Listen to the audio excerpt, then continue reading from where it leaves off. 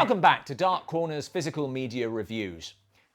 Why have you come here? We're looking at a pair of Hammer Horror collector's editions, but not part of that company's ongoing programme of definitive releases. These are from Studio Canal. I think I'll send it to the Dean as a going-away present. Which is a pity, because if ever two films needed a bit of context and backstory, then it's these two. The Horror of Frankenstein and Scars of Dracula were originally paired for release. And while there is stuff to enjoy, they are not the most highly regarded of Hammer horror films. In fact, Horror of Frankenstein is considered generally to be the worst of the Frankenstein cycle. We're going to make a person. Hammer wanted Jeremy Burnham's script rewritten by Jimmy Sangster, their most successful screenwriter, but Sangster refused to do it unless he could also direct, later saying they must have been pretty desperate by then because they said yes. Frankenstein. The only film of the series not to feature Peter Cushing in the title role, Horror of Frankenstein was an attempt to reboot the series with Ralph Bates stepping in. So now you believe there's a monster on the rampage? Sangster essentially remaking The Curse of Frankenstein as a black comedy. People just aren't dying off so quick. But now with added sex. Thank you, Elise.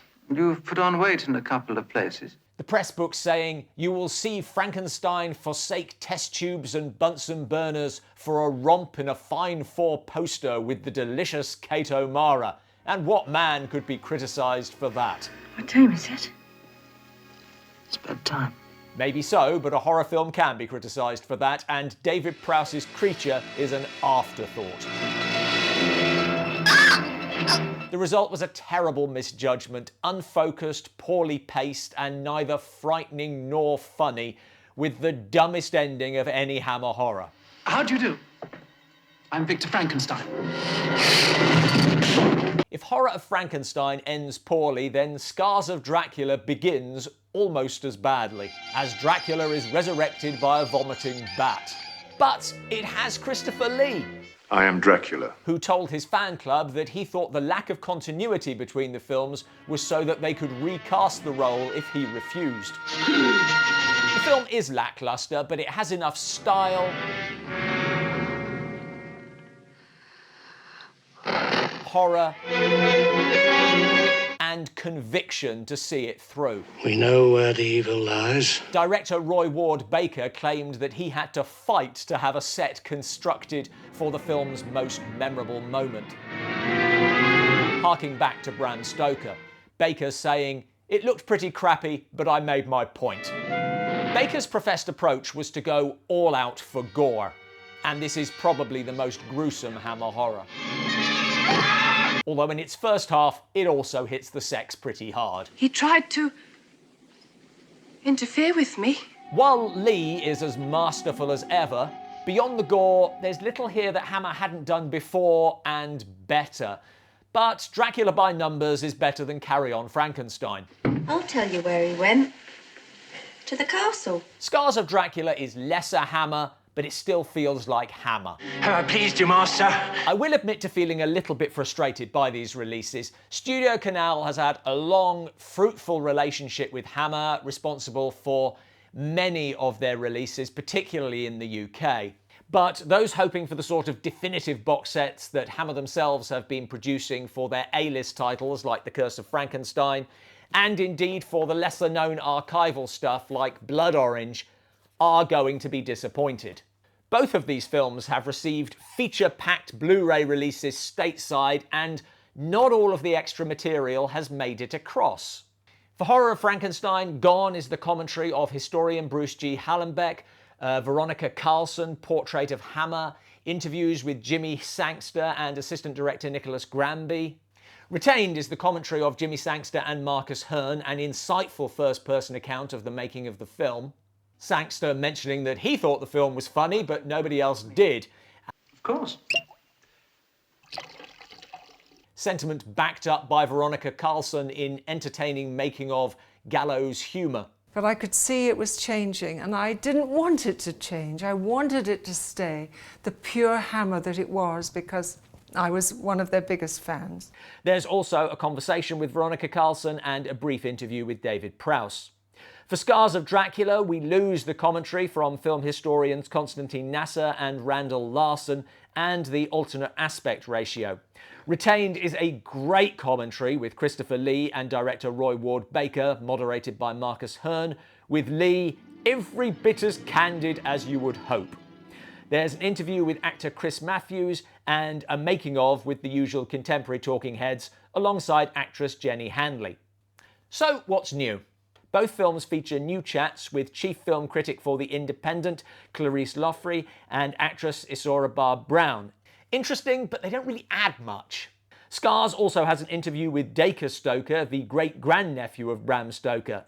A tenuous link, but some interesting background on the author and Dacre's thoughts on all the various iterations of Dracula. Handsome packaging with stunning artwork. I don't think it's an image that reflects the film that is attached to it in any way. Posters of that new image we just looked at and the original poster. I think that just misrepresents the film. It's stylish. Not like David Prowse, but yes, yeah. It says nothing about that being a black comedy. 2-disc set. Blu-ray and Ultra HD. And the booklet, which I guess is the main feature in the box. And I don't want to be callous because there is good stuff in here. Good or Tuesday, the Jimmy Sanctus story by Kim Newman, always value for money. It's perfectly good, it just doesn't have the same sort of detail, the same sort of depth, I think really is the word, that you get from the recent Hammer releases, that this would never have interviews with sort of backroom boys or the archival stuff. It's interesting, it's just not quite as good. Scars of Dracula, as always, posters. Why they've made him green is absolutely anybody's guess. I'm not keen on this, to be perfectly honest. It does look like Christopher Lee, which is nice. It makes a change. And a little like Jenny Handley, which is more than their poster does. But I'm not sure about the Dracula floating down towards her. This packaging I really do rather like. That I think is quite a nice image on its own. Again, 2-disc set, Ultra HD and Blu-ray. Nice image of Inushka Hempel there.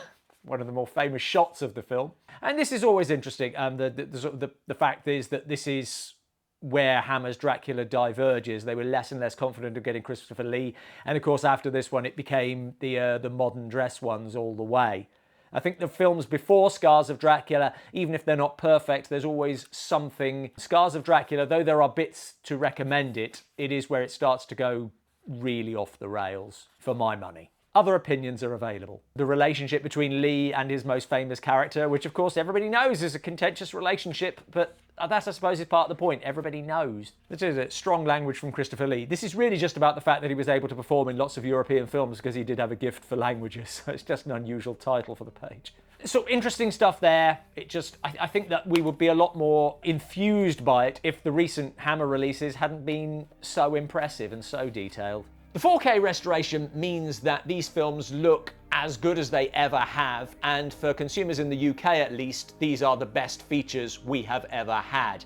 But they do fall short of the definitive release packages that Hammer has been putting out.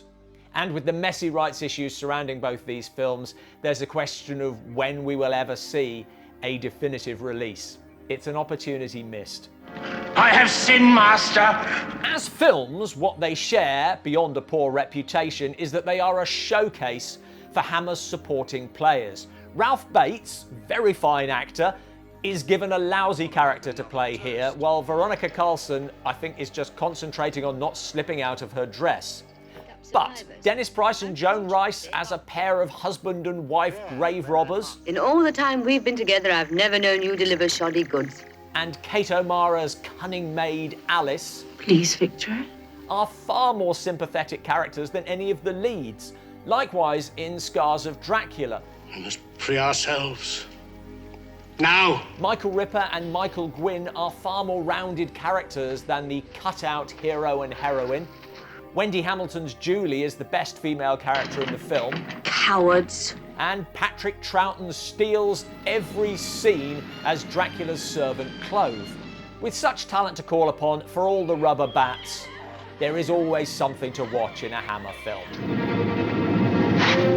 Thanks for watching. Please check out our specials on Hammer's Dracula and Frankenstein series. Are there any fans of these films who feel like I'm shortchanging them? Let us know your thoughts in the comments below.